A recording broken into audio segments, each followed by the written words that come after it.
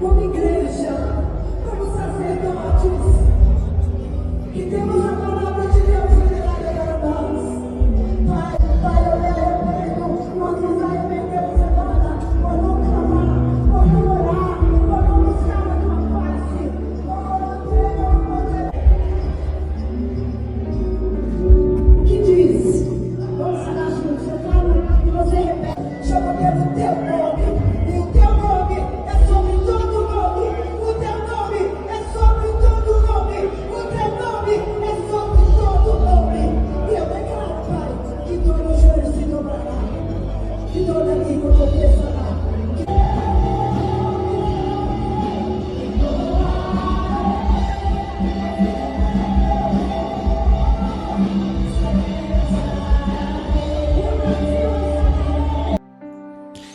Olá pessoal, sejam todos bem-vindos aqui ao canal, tá? Agradeço a Deus pela sua vida, pela sua casa. Eu peço a vocês que vejam comigo esse vídeo, tá? Esse vídeo tá muito forte. É muito interessante você analisar juntamente comigo esse vídeo, porque eu vou te mostrar muitas coisas do que está acontecendo, tá? E depois vá comentando aqui. Vá comentando, seu comentário é muito importante. Seu comentário é muito importante mesmo. Então vamos observar e analisar cada detalhe deste vídeo, tá? Vamos lá, vamos acompanhar comigo. Olá, minha amiga, meu amigo, hora do nosso encontro nesta quarta-feira, 23 de julho, dia do policial rodoviário, que não é apenas um guarda de trânsito, é o policial mesmo, que faz um excelente trabalho contra o crime, nos arredores do Rio de Janeiro e principalmente em estradas que fazem ligação com fronteira, principalmente fronteira do Paraguai. Aprende muita droga. E hoje também é um grande dia na história do Brasil. Vocês devem ter estudado isso lá no curso básico. O golpe da maioridade. Como se sabe, em 1831, o imperador, que proclamou a independência do Brasil, viu que o irmão dele estava querendo usurpar a coroa, que seria da filha dele, e largou tudo, abdicou e foi embora para Portugal. Lutou, venceu, tem um monumento a ele lá no Rossio, em Lisboa, e do lado o teatro com o nome da rainha nascida no Rio de Janeiro. A rainha de um reino europeu nascida no Rio de Janeiro. Mas enfim, aí ficou o filho dele, menino. A Constituição de 1824 dizia que para assumir o trono só com 18 anos. Ele estava com 13 e ninguém mais aguentava a instabilidade política, porque ficaram 3 na regência, no lugar do imperador, mas sem algumas prerrogativas do imperador. Por exemplo, o poder moderador não tinha, mas começou a se diluir o império, problemas políticos muito sérios. Depois ficou uma única regência, né? E estava lá o Antônio Carlos dos Andrada, né? De Andrada e Silva. E acabou, vamos dar um golpe aqui e vamos declarar o imperador que tem maior idade. E aí Pedro II assumiu o trono por quase 50 anos. Foi até a proclamação da República. Bom, e para quem não viu ontem à noite a minha entrevista no programa Conversando com Augusto Nunes, da Oeste, eu deixo aqui o link e convido para assistir, que, modéstia à parte, eu achei um belo programa. Inclusive pelas surpresas a que eu fui submetido. Tá aí o link. Aproveitem quando tiverem tempo. O programa tem 1 hora. E se você lembrar de se inscrever, inscreva-se aí. E ao final não esqueça de deixar o gostei ou não gostei. Está dobrando a aposta e vai trazer para si o que antes ele e seus pares debochavam. Mas a ironia do destino fez acontecer e parece que a ficha não caiu ainda para o Macaco Negro, que na sua loucura por poder não entendeu o recado enviado pelo Loirão na semana passada. Não mexam com o Pelicano, mas é exatamente o que o Macaco Negro quer e vai fazer para colocar o Pelicano em um curso. Mas pode não dar tempo. Segundo informações da Liga da Justiça, os narnianos do norte preparam para esta semana o prometido, tanto que fecharam as negociações diplomáticas com Nárnia do Sul. E, portanto, não há mais saída para os sancionados, pois além de não caber mais recurso, não há também para quem recorrer. Assim, os grandes galhos provam do seu próprio veneno, pois esse sempre foi o seu modus operandi em Nárnia do Sul. As novas imposições do macaco negro contra o pelicano deixam claro qual o motivo de tudo isso que está acontecendo. É por vaidade, principal marca do macaco negro, que cairá na armadilha dos narnianos no norte, assim como foi com o pendrive do homem pendrive, que se tornou, com o tempo, folhas secas, hoje nas mãos do Rubi. Com o rumo que as coisas estão tomando, fica evidente que o macaco negro por si só se entregará de bandeja para Nárnia do Norte, pois além de colocar o pelicano em um curso, os faladores profissionais precisam de um herói para chamar de seu, mesmo que seja um dentador como o macaco negro à beira de ser magnetizado. Scarface. A Bolsa de Valores e o mercado especulativo narnianos já sentem os efeitos das próximas sanções que Nárnia do Sul e suas autoridades sofrerão. E pior, os narnianos do norte não abrem mais qualquer aproximação com Nárnia do Sul para negociar as supertaxas que vão pular para 100%. Esse desgoverno conseguiu o impossível, ganhar o desprezo do reinado do norte e piorar, ao se aliar com outros reinos sócios da lista na Terra das Lhamas, em nome do que não existe, dentocracia. Mas o nome disso é outro. Entrar em guerra comercial com o Loirão, os lunáticos só se esqueceram de um pequeno detalhe. Loirão é o rei do reino mais poderoso do planeta, Nárnia do Norte, e seu milho controla o mundo de Nárnia e reinos que estão à frente. Gambá se reúne com outros dentadores e se esquece que o reino está à beira de sofrer irreversíveis sanções do norte, que não haverá mais a quem recorrer até que reinado caia por gravatas corruptos, refém de emendas tics e dos grandes galhos. Em resumo, a solução virá de fora, o magneto, o único remédio amargo que cura um reino doente por mais de 40 anos. Mas infelizmente, ninguém percebeu isso, ou finge demência. Os Yelmilico, obrigado, Deus abençoe. Sombra do Scarface. Pelicano fecha aliança com a cúpula da oposição ao reinado, que retorna a Nárnia Central em clima de guerra contra o sistema. Macaco Negro, ao saber disso, não perdeu tempo e impôs nova condição ao Pelicano, criando um pretexto para colocá-lo em um curso.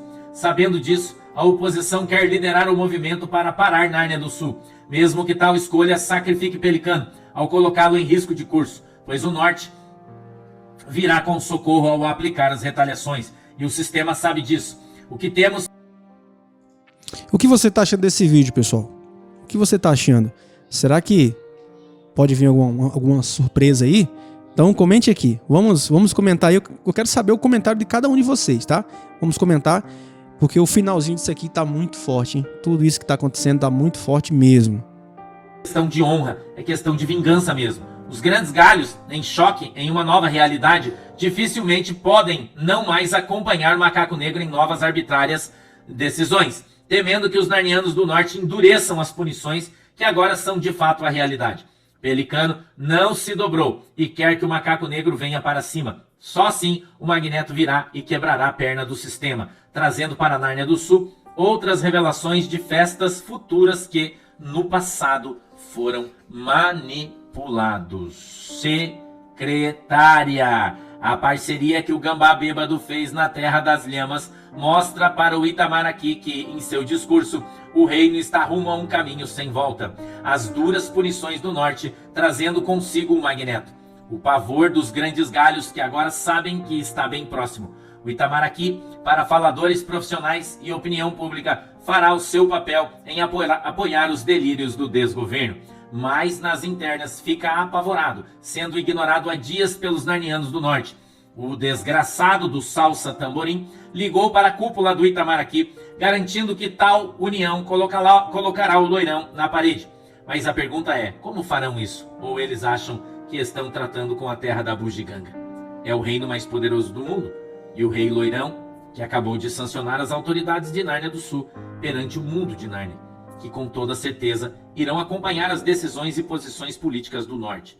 Em resumo, o Itamaraty prevê o pior, pois nada é capaz de parar o larápio e o sistema, que prometem um inferno, aliás dois, o nosso e o deles, pois as retaliações do norte chegarão em horas, e o Magneto acabará com todos eles em questão de minutos. Não esquece, hoje de tarde, 8 horas, Nós temos culto em São José dos Pinhais. Se você quiser, você pode também aparecer caso queira participar do culto presencial. Caso contrário, 8 horas da noite, estamos transmitindo aqui uma palavra de Deus para o seu coração. Muito obrigado, Deus lhe abençoe. Não esquece de curtir o nosso programa, caso você tenha gostado, se inscrever no nosso canal. E um beijo no teu coração, Deus te abençoe. Tchau. Dizer respeito a esse, eu diria, vamos chamar de sinuca de bico para todo mundo entender, do ministro Moraes. Se meteu numa com essa medida cautelar de Bolsonaro, que está todo mundo vendo, os editoriais dos jornais, a fala do ministro Marco Aurélio Mello, que já foi presidente do Supremo, o ministro Fux, o voto do ministro Fux, né? Vocês já sabem de tudo aqui, porque já falei com vocês sobre isso. Olha só, mais um trechinho das entrevistas do ministro Marco Aurélio. Eu só espero que essa postura não acabe intimidando a grande imprensa. Aí já está ironizando, né? E gere um cerceio e gere consequências inimagináveis. Não se coaduna com o Estado democrático de direito o que vem ocorrendo. Nós não tivemos isso sequer quando vivenciamos o regime de exceção, que foi o regime militar. Está lembrando? O ministro Fux já disse isso quando tomou posse na presidência do Supremo, que gera um enorme desgaste para a instituição. O Supremo sai perdendo com essas coisas. E ele chegou, ministro Marco Aurélio, numa outra ironizada, eu já mencionei aqui, eu teria que colocá-lo, ministro Moraes, em um divã e fazer uma análise, talvez mediante um ato maior, e uma análise do que ele pensa, o que está por trás de tudo isso. O que eu digo é que essa atuação alargada do Supremo e uma atuação tão incisiva implica desgaste da instituição. E vocês viram um voto brilhante de Fux, que está em todos os jornais. A foto de Fux está em todos os jornais, porque ele foi convincente. Ficou mal para os três que acompanharam o relator, Zanin, Carmen Lúcia e Dino, porque foi tão claro, tão brilhante, tão cristalino, tão transparente, demonstrando que não havia nenhuma base para a medida cautelar da tornozeleira e de proibições de contato, né? E que extrapolou a tudo, desproporcional, que não houve nenhuma comprovação de que fosse necessária. Mas, enfim, eu não vi ainda, não sei se vai sair hoje à noite, estava todo mundo esperando uma manifestação do ministro Moraes, já que a defesa de Bolsonaro explicou que é impossível fazer o controle que ele quer. Bolsonaro, eu disse, vou repetir o exemplo que eu dei aqui para vocês. Entra numa padaria e pede um pastel de vento. Já tem uns 10 gravando e vão pôr na rede social. Ele não pode impedir isso, nem pode ser incriminado, culpado, preso, tira a tornozeleira e põe atrás das grades por ter aparecido fazendo declarações na rede social. Não tem como evitar isso. É impossível. É fisicamente impossível, né? Bom, o Estadão está noticiando que uma entidade, parece uma ONG da Flórida, se chama Legal Help for You, auxílio legal, auxílio judiciário para você. Entrou no Tribunal Federal da Flórida pedindo para mandar os autos do processo da Trump Media e da Rumble para o Departamento de Estado para que isso motive a aplicação da lei Magnitsky contra o ministro Alexandre de Moraes e outros. Também não fala que outros, né? É a mesma história do visto, que vocês não me ouviram aqui dando listas. O único de que Marco Rubio falou foi Alexandre de Moraes e seus aliados, mas não nominou, não indicou quem são esses aliados, aqueles que ele caracteriza como aliados. O Poder 360 examinou bem a lei Magnitsky e acha que vai ser um enquadramento difícil, porque fala lá em tortura, sim. Seria isso aplicável ao caso de Felipe Martins? O que você está achando desse vídeo, pessoal? O que você está achando? Será que pode vir alguma surpresa aí? Então comente aqui. Vamos comentar aí. Eu quero saber o comentário de cada um de vocês, tá? Vamos comentar. Porque o finalzinho disso aqui tá muito forte, hein? Tudo isso que tá acontecendo tá muito forte mesmo. De uma pessoa que está lá como adida de Polícia Federal, que tem ligação com um juiz auxiliar do ministro Moraes, está aparecendo. Enfim, essas coisas vêm pouco a pouco, né? É difícil de esconder alguma coisa. E, por fim, queria registrar que o CAD, Conselho Administrativo de Defesa da Economia, vai intensificar a fiscalização sobre preço, talvez sobre cartel de combustíveis no Brasil. O fato é que vem aí, eu estou insistindo nisso para chamar a atenção das pessoas, o problema do diesel e dos fertilizantes da Rússia e dos radiofármacos para tratamento de radioterapia que vem muito da Rússia. E se a gente continuar comprando, a alíquota sobe para 100%, como a própria OTAN avisou.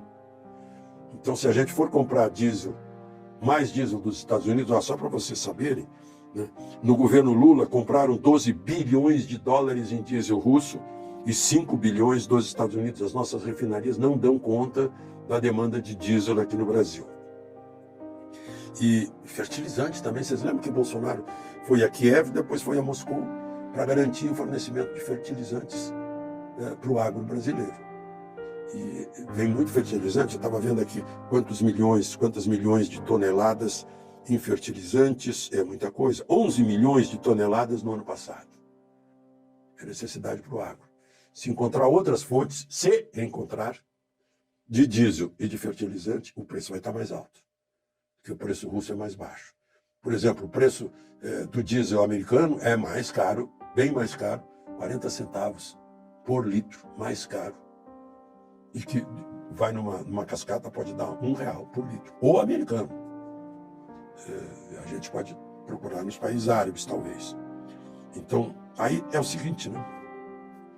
Vai recrudescer, porque o Brasil está entrando na Organização Mundial do Comércio contra os Estados Unidos e entrando no tribunal, na Corte Internacional de Justiça da ONU, contra Israel. Parece que a gente fica provocando, né? O Brasil está escolhendo como parceiros, Estado a Estado, os amigos de Lula. Lula gosta do Putin, gosta do Xi Jinping, gosta do Ayatollah, do Maduro, do Ortega, do cubano, né? Do Evo, do Petro, né? E aí eu fico com saudade lá do Silveirinha, Azeredo da Silveira, do Saraiva Guerreiro, do Gibson Barbosa. Eram tempos de pragmatismo responsável. Entrou o governo militar em 64 e manteve relações com a União Soviética. Depois, no governo Geisel, foi o primeiro a reconhecer o governo socialista de Angola. E no governo Geisel também reconheceu a China como una, não China e Taiwan, não. Taiwan faz parte da China, reconhecido. Era pragmatismo responsável. Porque, primeiro,